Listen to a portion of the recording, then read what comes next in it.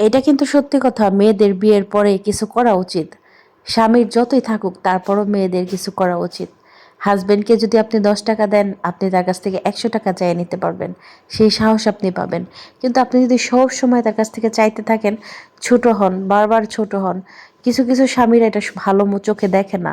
তারা চায় তাদের বউ অনেক কাজের হোক, অনেক কর্মশীল হোক, তাদের আরও দেখ, তাদের ইনকাম করে দেখ, বা ঘরের একটু উন্নতি করুক, বা ঘরের কিছুতে হেল্প করুক। প্রত্যেকটা স্বামী চায়, হ্যাঁ, হাতে গোনা কয়েকজন চায় যে তার বউ কোনো কাজ না করুক, কিন্তু বেশিরভাগ স্বামীরাই কিন্তু চায় যে তার ওয়াইফ তার সাথে হেল্প করুক, সংসারে গুণবতী থাকুক, মানে যেটাকে এক কথায় বলে গুণবতী।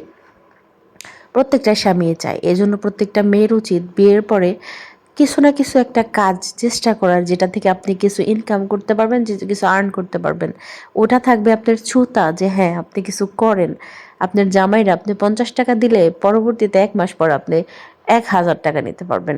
স্বামীরা এরকমই হয়। স্বামীরা কিন্তু বউর কাছ থেকে 10 টাকা নিলে সে কিন্তু 50 টাকাই ফেরত দেয়। এটা তার গায়েও লাগে না, সে তাতে আমি মনে করি খুশি হয়, স্বাচ্ছন্দ্য বোধ করে। প্রত্যেকটা স্বামী জানে যে তার বউর কাছ থেকে ধার নিলে ব্যাংকের সুদের 3 গুণ সুদ দিতে হয়, কিন্তু তারপরও সে তার ওয়াইফের কাছ থেকে নিতে পছন্দ করে, কারণ সে জানে সে বিপদে পড়লে তার ওয়াইফই তাকে বের করে দিবে। তো কেননা আমরা প্রত্যেকটা মেয়ে স্বামী সংসার করার পাশাপাশি নিজেরা কিছু করার চেষ্টা করি। হ্যাঁ, কেউ সফল হয়, কেউ হয় না, কিন্তু চেষ্টা করলে আল্লাহ কিন্তু সবাইকে সফলতা দেয়। কোন ওয়াইফটা বুকে হাত দিয়ে বলতে পারবে যে হ্যাঁ আমি আমার স্বামীকে ধার দিছি, একেবারের জন্য জীবনে ধার দিছি, যদি সে ধার ফেরত নাও পায় তাও কিন্তু দিনে রাতে খোঁটা দিতে থাকে, আমার টাকা কই, তাড়াতাড়ি দাও, আমার টাকা কই, তাড়াতাড়ি দাও। তো আর স্বামীরাও মনে করেন যে একবার নিতে পারলে গন্ডারের চামড়া বানায় ফেলায় শরীরেরে। মানে তার মনে হয় যে গন্ডারের চামড়া এত মোটা না, তার চামড়া এত মোটা। দিমুনে দিমুনে সুদি যেহেতু দিব, তাহলে একটু দেরি করেই দিই, মানে ছেঁচড়া।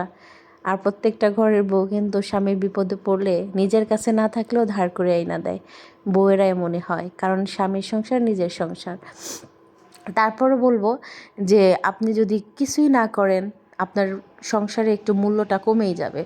আপনি চেষ্টা করুন অন্তত নিজের জামা কাপড়গুলো যেন নিজে বানাইতে পারেন। ছোটোখাটো নিজের মেশিন একটা কিনে টেইলারি কাজটা করার চেষ্টা করবেন। সংসারে খুব সুন্দর সুন্দর হাতের কাজ করবেন।